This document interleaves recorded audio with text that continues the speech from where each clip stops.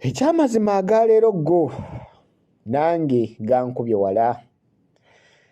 Mwannyinaffe baamututte ku Embassy era gye yasuze. Amawulire hasi malungi agava hawali Saudi Arabia wetugirira hasaawa zino eno Kadaama eyazaala mu mutabani wa baba ate ng'omwana bagamba ati no baba vidiyo yonna hangikulitidde mu maaso awo byongedde okubanga bitabuka anti poliisi ebiyingidde mu mukooti batuuseeyo olunaku olwaleero gwenkuba kyeyo gwe wenna nga oli mu Middle East no vidiyo sikiwa nti no osobola ogibuuka kubanga mulimu bingi ebisobola okutuukako naawe era mbadde nsaba tugisheyalinga tana bakumpera ka like kampere ka like muliwoji wa like obugiyambako okuduka ku speed eyawaggulu nnyo olunaku olwaleero omukyalo oyo Kadaama yazaala mu baba yadde bagamba mbuno semeni ze bamusanzeemu zibadde za mutabani kitegeeza bonna yakola ki yabalya olutalo lwaluse wali mu kooti omutabani ne baba bonna baagala omwana imagine bo balwanira omwana naye y'omukazi teri amufaako baagala omwana asigale ate ye Kadaama agamba kino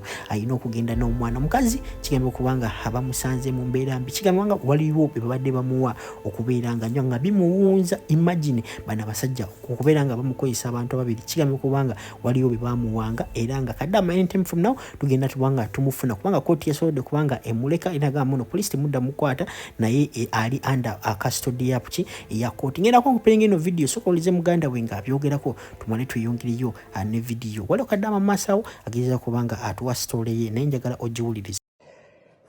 Ekyamazima agaleero go nange gankubye wala. Mwannyinaffe baamututte ku Embassy era gye yasuze.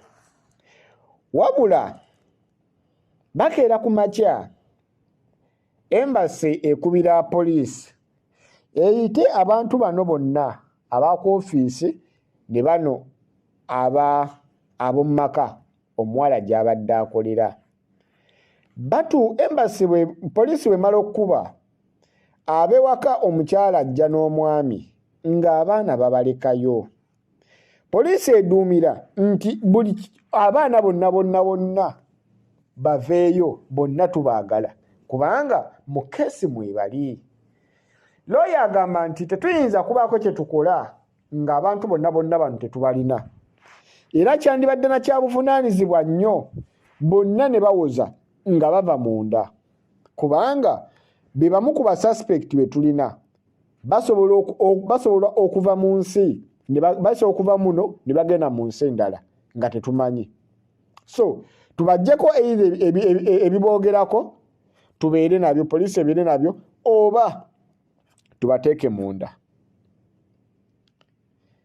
Bigenza okuvaayo bwe bityo mwannyinaffe oluwulidde story bwetyo n'agamba nti munansonyiwa naye nina n'ebyama ebirala simanyi bulamu bwange buyimiridde butya kubanga ekyamazima bwe nalinga nnongoosa nasanganga obukebe mu sideboard obumu ne mbusanga nga wansi w'ebitanda obulala nabanga nnongoosa oluusi ne mbugwako bugwi saasooka kitwala nga nsonga naye lumu mba nkwata bwe nti akakebe baali tebakanywezezza empeke ne zivaamu ne ziyiika nazikuba ebifaanani ngenda okusoma bwe nti nga ndabako HIV we nnakoma otegeera. Omwana muganda waffe agamba nti tamanyi oba mulamu oba mulwadde kubanga n'omwana yamwezaalisa. Tamanyi oba n'omwana we mulwadde oba n'omwana oba bonna balamu.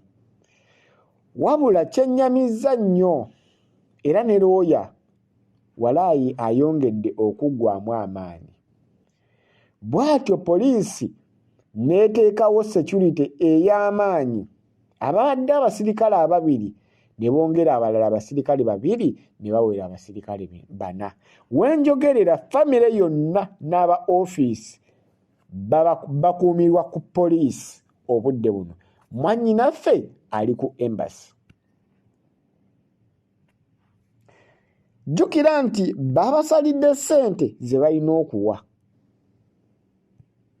Omwana agamba singa asangibwa nga mulwadde talina ngeri gy'agenda kwebeezaawo ng'ali yekka, kitegeeza alina okusigala muno n'asobola okujjanjabwa. Ye n'agamba nti ewaka services ntono ate n'amalwaliro agagaba eddagala baagaggala.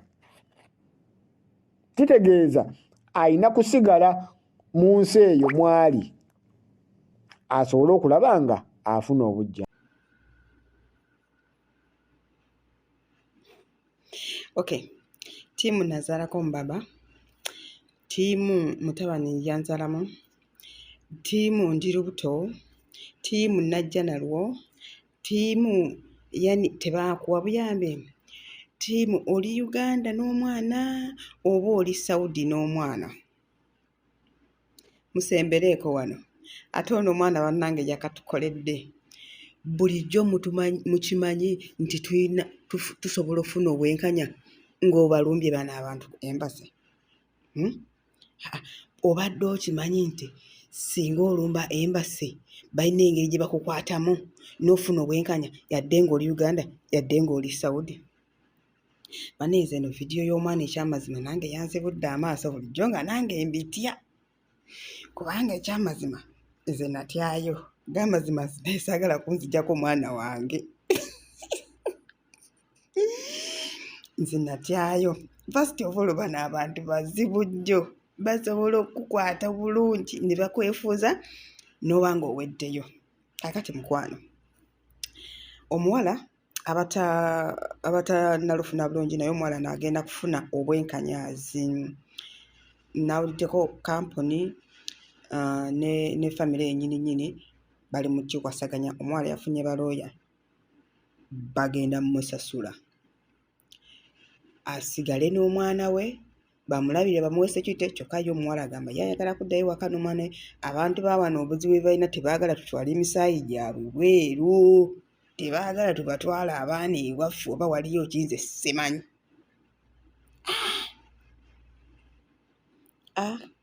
Twogera kuno nakuli naye nange g'amazima sisobola balumba kati. Sisobola. Kale yadde banaamunona ne banansanga ye Uganda. Emyaka 5 tumunona konze mujja kunsanga nange ng'amaaso katulye enfufu katulye ki owange nja mumukolerera naye temujja mumutwala ate munaagenda okunsanga nange nga mbaliize. Sharinga vidiyo mukwano. Oli eyo wazaala mwana obonaabona n'omwana banga nze kolerera mwana wo tebakuwa buyambi. Mwana gwe ku embasi osobola okugenda ne bakuwa obuyambi n'ofuna obwenkanya oba bakukwata bukwasi oba weeyagalira mukwano ofuna obwenkanya naye kyokikola ng'oli Uganda era ng'omwana ali eyo. Bannange nange mundabiranga ddala nange owange nga banjiribya. Myaka 5 gye bampa ginaatera okuggwako ntuuse 43 bimu 2 ng'emyezi 6 awo. Olaba kibebi kyange.